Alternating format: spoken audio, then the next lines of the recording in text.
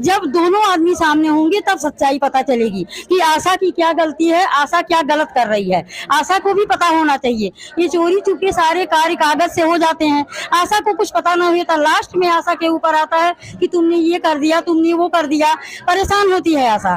तो इसलिए मेरा ये आग्रह है कि अगर मुख्यमंत्री जी या स्वास्थ्य मंत्री जी जो भी समीक्षा करते हैं आशा के कार्यों का, तो उसमें आशा को भी सम्मिलित करें। उस बैठक में आशा को भी रहना जरूरी है।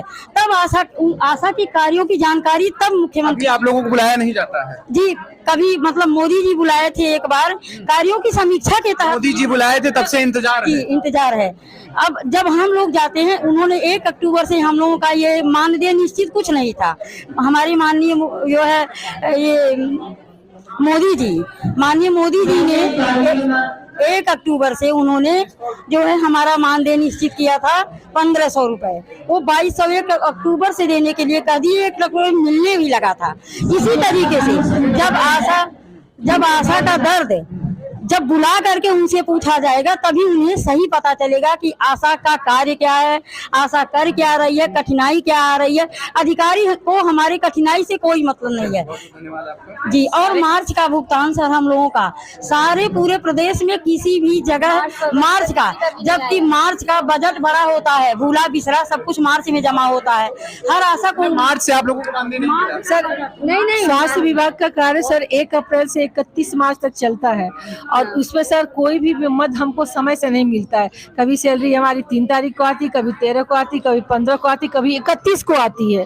तो एक मानदेय एक समय से दिया जाए कि हम भी अपने किसी कार्य को कर सके। हमें हर जगह दौड़ा दिया जाता है, टीबी का पेशेंट खोज करके लाइए, फाइलेरिया का पेशेंट खोज करके लाइए, मलेरिया का पेशेंट लेकर के आइए, और 4 जाँच करने के लिए गर्भवतियों को लेकर के। सर हम कितना दौड़ के आंकड़ा पूरा करते हैं, रिकॉर्ड में आपका नाम आता है कि इस एमओसी से इतना इनका रिकॉर्ड अच्छा हुआ, तो फिर सर डांट क्यों हमें पड़ती है? सर ये नहीं पता है कि जो वाउचर भरा जाता है, हमने हर बार मांग की अपने बीसीपीएम से कि हमें भीख नहीं चाहिए, बस आप ये बता दीजिए कि इस वाउचर में किस मद पे हमें कितने पैसे हैं। आज तक वो हमें बता नहीं पाए कि किस मद पे क्या मिलता है और क्या नहीं मिलता। उसमें पूरे जो है सर 70 पॉइंट हैं, 70 पॉइंट में से 70 के 70 पैसे आते हैं या 70 में 17 के पैसे आते हैं। आज तक बीसीपीएम सर ने हमें बताया ही नहीं है। हर बार मैंने ये मांग की है, हर बार बोलते हैं तुम इसको भर देती, इस पे पैसे नहीं, इसमें पैसे नहीं है। मैं कहती सर ठीक है, मैं एकदम अनपढ़ हूँ, एकदम अंगूठा छाप हूँ, तो आप कम से कम पढ़े लिखे अधिकारी हैं, तो आप खुद बता दीजिए ना सर कि किस्मत पे कितने पैसे आते हैं। आज तक नहीं बताए गए, पता ही नहीं चला कि हमारे कार कितने हैं। आज तक हमें यही नहीं पता है कि हमारे कार कितने हैं। और 2000 रुपए मिलते हैं, उसमें अब ID आशा बनाए, सी बैग आशा भरे, टीकाकरण आशा कराए, डिलीवरी आशा कराए, टीबी का मरीज आशा बुलाए। हमें यही नहीं पता कि हमारे हॉस्पिटल में कितने काम, हमारे अधिकारियों के काम क्या है, आशाओं के काम क्या है। हमें आज तक ये बताएं कि मुख्यमंत्री का हमारे आशाओं के काम कितने दिए। कोई भी महामारी आ जाएगी, कोई भी अचानक समस्या आ गई, जैसे कोविड आ गया था, अभी फिर चेचक की महामारी हो गई, दस्त से, डायरिया से, तो उस टाइम में पहली कड़ी आशा होती है। तुरंत फोन आएगा आशा गाँव में, देखो वह दौड़ करके सारी चीज को इकट्ठा करेगी। अधिकारी 4 दिन बाद पहुँचते हैं। जब आशा सारी चीज का सूचना दे देगी, तब अधिकारी 4थे दिन पहुंचेंगे बहुत कहने के बाद, और 2 गोली दे करके चले जाएंगे। मरीज नहीं ठीक होगा, वो आगे बढ़ेगा, तो उसमें भी आशा की गलती निकाली जाए। हो सकता है मेरे अनुभव से, लेकिन मैं चाहूंगी अगर सरकार हमसे इतना कार्य ले रही है तो उसको चाहिए भी कि हमारी बातें सुने, हमारी बातें हमारे तरफ ध्यान दे, ना कि उनके प्रोत्साहन राशि पर ध्यान दिया जाए कि इतना आशाओं को इतना प्रोत्साहन है, हम संगठन को इतना मिल रहा है। वो हमारे सरकार को चाहिए कि हमारी हमारे संगठन से बुलाकर उस मुद्दे पे बात करें कि आपके साथ हो क्या रहा है, क्यों ऐसा हुआ। जैसे पे हैं वही चीज उनसे बार बार मांग रहे हैं कि जो आपके सहमति में है, जो आपके अंदर में है, कम से कम उतना जो प्रोत्साहन राशि देते हो हम लोग तक नहीं पहुंचता, उसको एक निर्धारित मानदेय कर दीजिए। सरकार सब कुछ जानती, सरकार हमारी गाइडलाइन बना रही है, सरकार हमको प्रोत्साहित कर रही है, सरकार हमको बजट दे रही है, सरकार के खाते से सारे पैसे जा रहे हैं, तो सरकार नहीं जान रही रही कि आशा संगनी कितना काम करे, बिना कामे के पैसे दे रही है। तो सरकार सब कुछ जान रही है कि सरकार इग्नोर करती है आशा बहनों को। जमीनी स्तर पे जितना काम होता है सरकार का, सारी हमारी आशा संगनी बहनें सड़क पे उतरेंगे। पूरी ये 2.25 लाख आशाएं उत्तर प्रदेश में, 10 लाख आशाएं सेंट्रल में, केंद्र में। हम लोग पूरे देश की आशाएं सड़क पे उतरेंगे। डबल इंजन की सरकार को ये चेतावनी देंगे कि या तो आप हमारी मानदेय करवाइए, हमको राजकर्मचारी का दर्जा दीजिए, और नहीं तो फिर हम ऐसी तैसी कर देंगे। कुछ भी कर सकते हैं। ऐसी तैसी क्या करने वाले हैं? हम लोग आंदोलन करेंगे, बहुत बड़ा आंदोलन करेंगे। आने वाले चुनाव में बहिष्कार भी करेंगे। किसको हम देंगे? क्यों देंगे वोट? भाई हम ही लोग के तो बनाए हुए हो, कुर्सी बैठे हुए हो। जब हम लोग की पीड़ा को नहीं सुनोगे, सरकार कहती है बेटी बचाओ बेटी पढ़ाओ, लेकिन हम लोग क्या नहीं बेटी हैं? हम लोग का कोई सम्मान नहीं है। हम लोग किसी की पत्नी है, किसी की बेटी है, आपकी बहन है, लेकिन आप लोग हम लोग के ऊपर क्यों नहीं ध्यान दे रहे हो? अगर कहीं भीड़ बुलानी हो, तो आशा को बुला लो, और चोर बनाना हो तो आशा को बना दो। काम हो जाए उसके बाद चोर बना दो। क्या कोई भी सरकारी काम होगा, भीड़ बुलानी तो भीड़ बुलानी है तो आशा का मौजूद बुला लो, आशा आ जाएगी। उसके बाद उसको चोर और दलाल का नाम देकर उसको घर वापिस कर दो। चोर दलाल का हम बना देती है सरकार। वो तो हमारे डॉक्टर साहब जाने, वो पर्ची काटते हैं, वो परसेंटेज लेते हैं तो वो साहूकार हैं। एनम पर्ची लिखती है, एनम अल्ट्रासाउंड करवाती है तो वो साहूकार है। और एक अगर जांच ऐसा करवा देती है तो चोर हो जाती है और दलाल हो जाती है। ये कहाँ का नियम है? तो इसका भी तो निरीक्षण किया जाए कि ये कहाँ का नियम है। सिखाया है जब दलाली काम के लिए हम लोग को रखा गया है, सही से दे देते तो क्यों हम दलाली करते? हम भी सही से प्लेटफॉर्म में हमको डाटा ऑपरेटर बना के रखा गया। हमको कुछ दिन में भविष्य में सर्जन भी डॉक्टर साहब घर पे बैठेंगे और हमको छुरा पकड़ा देंगे। भले हमको छुरा चलाने ना आए, लेकिन हमको ही छुरा पकड़ा देंगे कि लो सर्जन करके आओ। हम लोग डॉक्टर आते नहीं है हॉस्पिटल। आते क्यों नहीं है भैया? आते हैं, लेकिन साहिब फरमान भी तो हम भी लोग पे सुनाते हैं।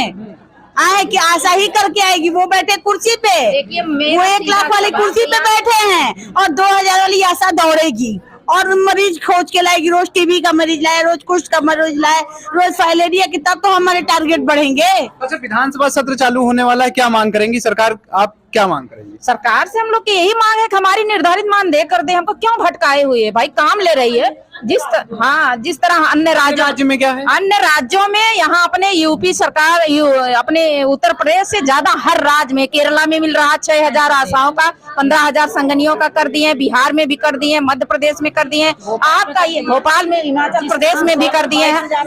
हाँ, आशा संगनी से काम लिया जा रहा है, पैसा नहीं दिया जा रहा है। कहीं ना कहीं जो 2250 का आशा का प्रोफार्मा जाता है, उसमें भी पैसा काट लिया जाता है।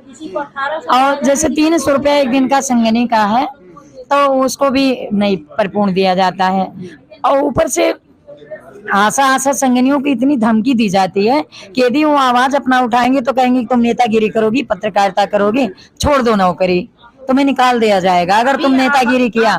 यदि तुमने अधिकारियों द्वारा धमकी, अधिकारियों के द्वारा इतना प्रताड़ित किए जाते हैं कि पर्चा लिखना उनका काम, दवाई लिखना उनका काम, अल्ट्रासाउंड वो खुलवाए हैं। प्राइवेट अस्पताल का लाइसेंस क्या आशा संगनी बहन देती है? इसको माननीय डीएम साहब और सीएमओ साहब देते हैं। 9 महीना लेके उसकी सेवा देते हैं, तो अंत में वो जहाँ जाएगा उसको हम लेके जाएंगे, उसको अंत समय में भी हम छोड़ेंगे नहीं।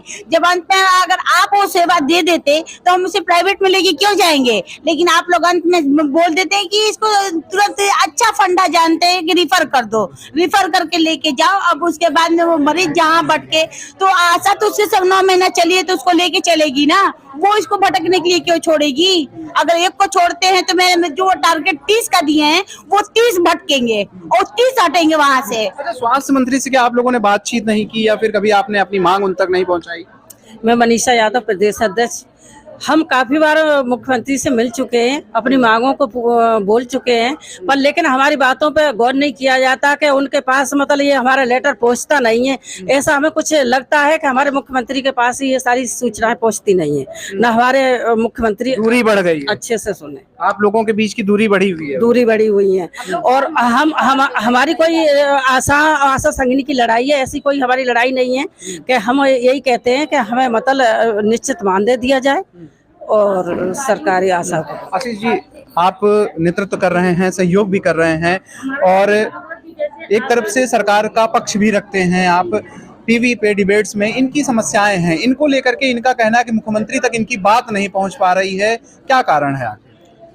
नहीं देखिए, जो पीड़ा है वो तो अपनी पीड़ा तो बताई जाएगी भाई। जो बहनें हैं हमारी, जो आशाओं की समस्या है, जो पीड़ाएं हैं, वो पीड़ा इन्होंने रखी है। और सरकार की ओर से मैं तो कहूँगा, चूँकि मैं तो खुद नेतृत्व कर रहा हूँ, लेकिन मैं इतना ज़रूर कहूँगा कि इनकी पीड़ा को सरकार तक पहुँचाया जाएगा और जितनी जल्दी हो सके इनकी पीड़ाओं को दूर करने का काम भी किया जाएगा। अच्छा, जैसे केरल सरकार है या अन्य राज्यों में जो सरकारों के द्वारा मानदेय दिया जा रहा है, ठीक ठाक मानदेय दिया जा रहा है, तो उत्तर प्रदेश सरकार में क्या कोई समस्या है या फिर नहीं दे सकती है सरकार? निश्चित तौर पर देखिए, ये बात मैंने भी अभी कही थी और मैंने कहा कि अभी देखिए सरकार ने के बिहार में भी अच्छा मानदेय कर दिया है, तो निश्चित तौर पर उत्तर प्रदेश में भी जो उसकी पॉलिसी होगी, पॉलिसी के हिसाब से यहाँ पर भी काम किया जाएगा। और मैं माननीय मुख्यमंत्री जी तक ये बात पहुँचाऊँगा और मैं उनसे ये निवेदन भी करूँगा कि जिस भी माध्यम से, जिस भी पॉलिसीज़ के माध्यम से